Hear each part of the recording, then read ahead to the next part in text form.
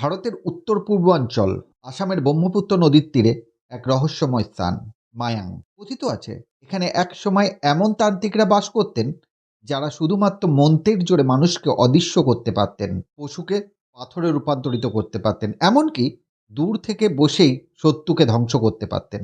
আজও মায়াংয়ের গুহা আর জঙ্গলের সন্ধ্যার পর ঘুরলে কিছু মানুষের অদ্ভুত আওয়াজ শুনতে পান, কেউ অদৃশ্য উপস্থিতির অনুভূতি পান, আর কেউ অজানা ভয়ে অসুস্থ হয়ে পড়েন। বিজ্ঞান এইসব ঘটনার কোনো ব্যাখ্যা দিতে পারে না। তাহলে কি সত্যিই মায়াং এখনও কোনো গুপ্ত জাদুর রহস্য বহন করে চলেছে? নমস্কার, আমি সব্যসাচী। আপনাদেরকে বলবো সেই রহস্যময় স্থানের কথা।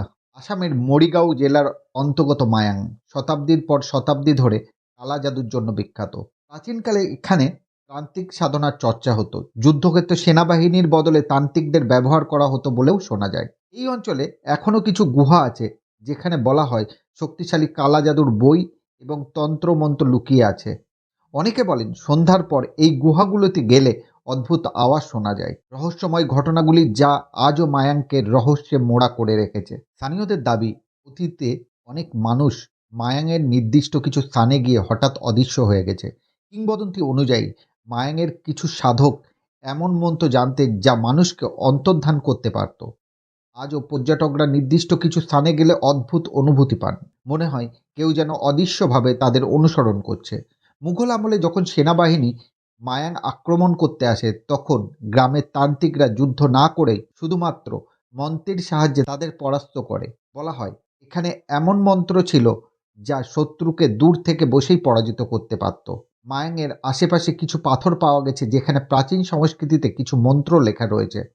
গবেষকরা বলেন এগুলি আসলে কালা জাদুর শাস্ত্রের চিহ্ন। স্থানীয়রা বিশ্বাস করেন এই সব পাথর স্পর্শ করলে নাকি অদ্ভুত অনুভূতি হয়। অনেক পর্যটক এবং স্থানীয়রা বলেছেন সন্ধ্যার পর মায়াংয়ের নির্দিষ্ট কিছু জায়গায় গেলে কানের কাছে কেউ যেন ফিসফিস করে কথা বলে।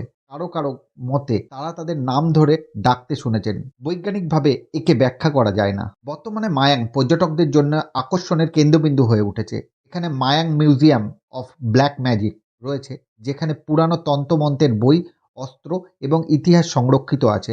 তবে বিজ্ঞান এই সমস্ত ঘটনাকে লোককথা বলেই ব্যাখ্যা করে। মায়াং শুধুমাত্র একটি গ্রাম নয়, এটি এক বিস্ময়কর ইতিহাসের সাক্ষী।